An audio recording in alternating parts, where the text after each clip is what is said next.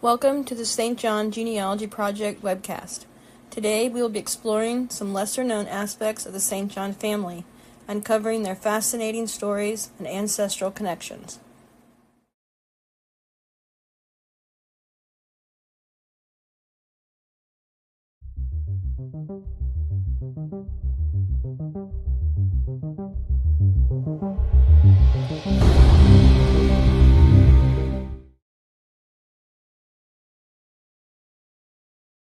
Good morning, can you hear me?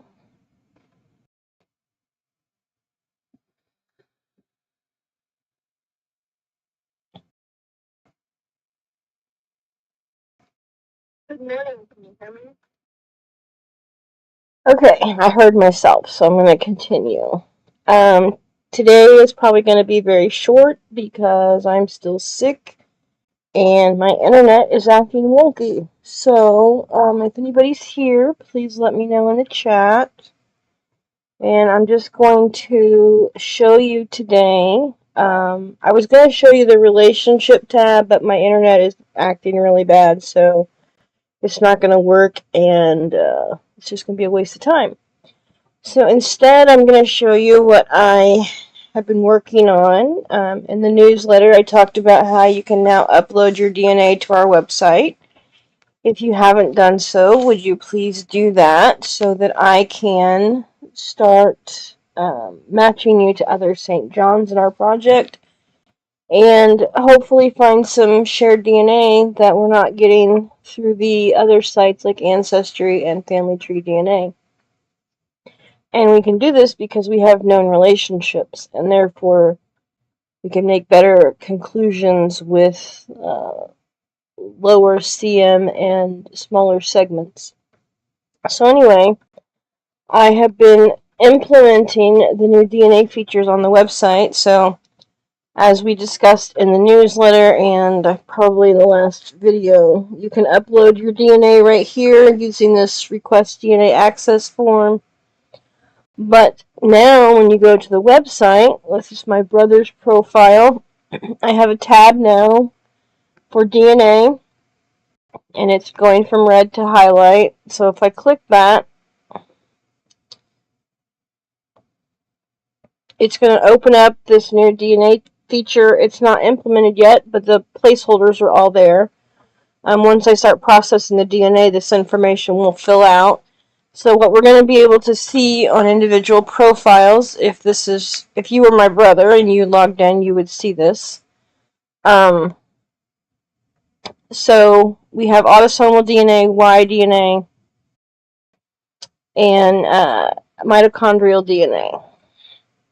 So these have placeholder screens right now because there's nothing matching and nothing uploaded into the database just yet. I have the files, I just haven't processed them. Okay, so going back to the autosomal DNA, this is the same as you would get at like Ancestry.com or Family, what's FTDNA is called? Family Finder. This would also be like 23andMe, MyHeritage.com. So the test that you could take there, you can now upload to our site. And so right now, this is showing what would be matches on both sides, mother and father sides of my brother, for example. And then if I wanted to just look at his paternal matches, I would click on the paternal link here. If I wanted to see just maternal, I would click on maternal, which I'm not going to likely see because I'm not going to be uploading those DNAs here, or DNA tests here. And then pathways is it's going to be similar to our Ancestry's through lines, except that we're going to use our DNA to predict our ancestors' DNA. So I'm going to display that information so that if we get enough matches or cousins, for example, in the system, we should be able to predict our St. John ancestors' DNA, what we got from each ancestor. And then hopefully, with enough test kits, we can, determine, for example, that, let's say, Samuel St. John's father is not the same as, it's not Matthias the third, for example.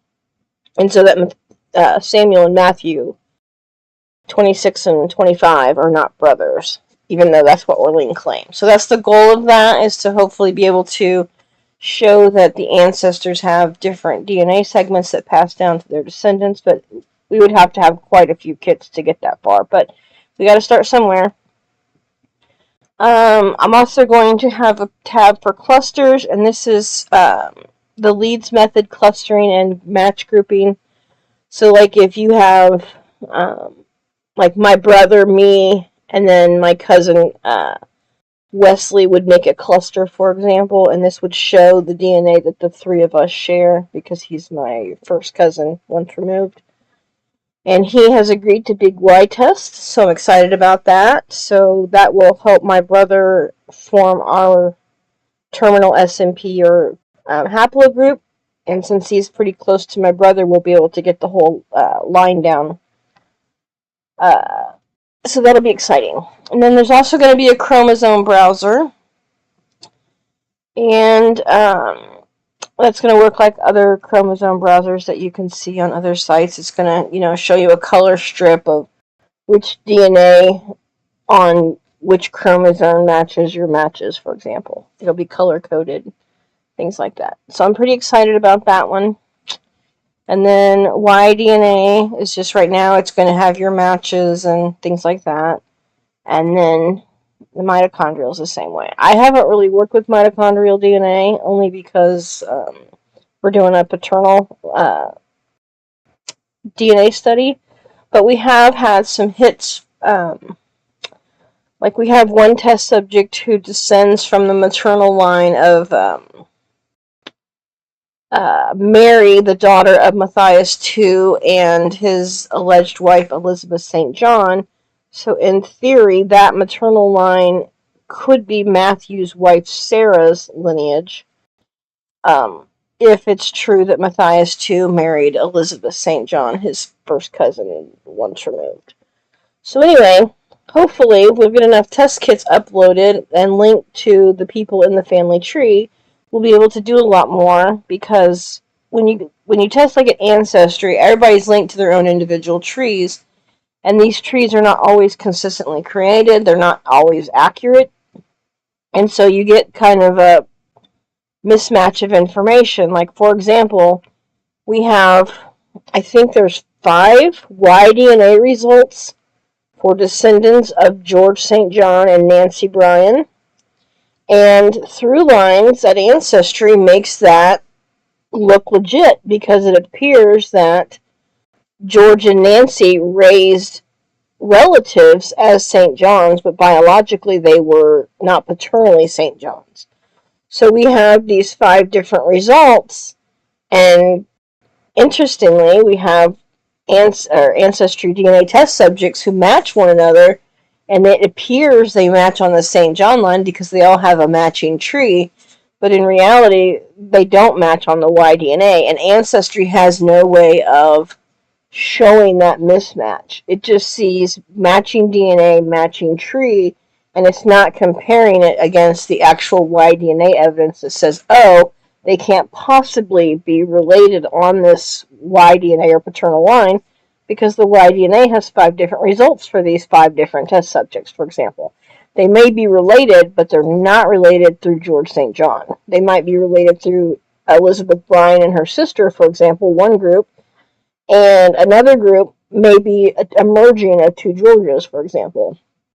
So anyway, that's why I built this on our website, so that we can get rid of these false positives and go back further than just our fifth great grandparents because we have a known lineage that goes beyond that. So that's the goal of putting the DNA on our website.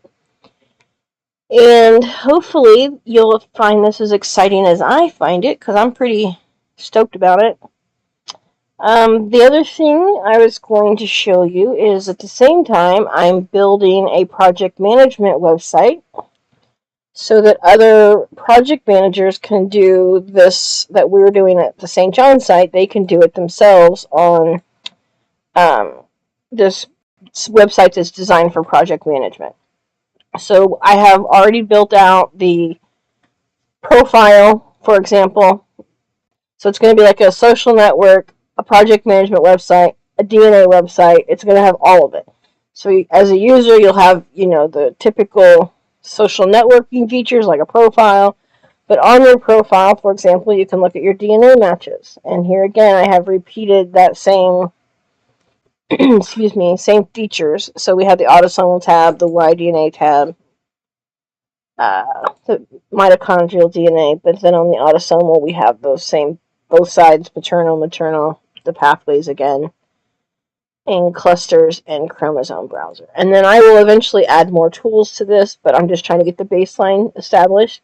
So as I'm building the stuff on our St. John site, I'm also building it for the project management tool that's going to be available to everyone who wants to run a project, because right now there's really no tools out there to manage a project. So what's interesting about this is not only is this going to be like a Facebook or a profile, a social network profile where you can have friends, but you can also have collaborators, and it'll also identify what projects you belong to. Oops, I got an error there. But if you go to the dashboard, you can see the project that I have created here. And I can add tasks that I'm working on. I can have project entities, which are test subjects. I can record my budget, how many DNA kits are in my project,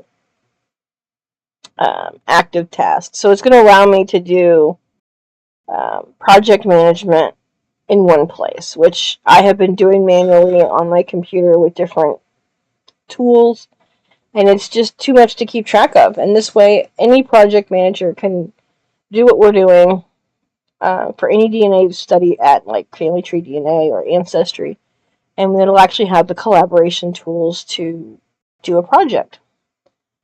So anyway, I was going to show you the relationship tab, because I had some people ask how this works.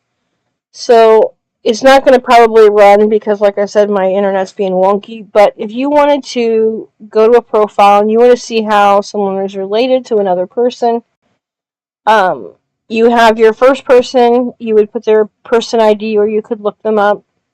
If you go to their profile page, it's going to start with them automatically. And then I added myself. So I looked at what's my brother's relationship to me. And you can do a maximum number of relationships that you want to view. So like I could put in here 25 relationships, and it will show me up to 25 times how I'm related to my brother. You can also check up to 60 generations. That's going to make the website very slow. Just be aware of that, because that's a lot of generations to be looking at. I usually stick to around 10 to 20 range, just because it will work better. And also, that gets you definitely beyond like the 1600s. So if you're, and there's a lot of endogamy, and when you go back that far, because the St. Johns just intermarried each other over and over again back that far. So anyway, you'll find quite a few relationships if you go 20, 25 back. But you could also use this if you were interested in, let's say, you wanted to see if you were related to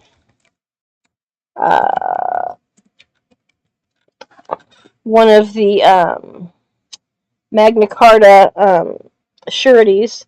So like we have Henry de Bowen here, and let's say one relationship, and we're going to go back. I don't think it's more than 30. We'll do 20. Let's see if my brother, we'll see if this will do it without going wonky. So up here you can see that it's spinning, so it is doing something. It may take a while, it may time out. And we'll come back to that. So let's see what else I can show you. Again, if you want to upload your DNA, please use this request DNA access form. I had someone run through it the other day, and I asked them if it was difficult to follow, and they said no. It was relatively easy. The only thing is you have to know your person ID number to follow the process. And that's just to ensure that it's linked to an actual person record in our family tree. So yeah, this is still spinning, so I don't think we're going to get there. But anyway, if you were wanting to join like a heritage society or something like that, and you wanted to know if you had a relationship to someone, you could do a search here, look that up, and then you would know you had somewhere to start. Then you could work on proving that or whatever. So that's the purpose of this relationship calculator. You can look at your relationship to pretty much anybody. And it would probably be easier if I turned these show the spouses off. But anyway, that is how you do relationships. And I showed you the new DNA tab. Eventually that will populate data. I'm working on the permissions now so that, for example, you can't see somebody else's DNA match list unless they explicitly give permission to share their name in their matches, or for example. So anyway, that's where we're at, and I will see you next week. Thanks for coming.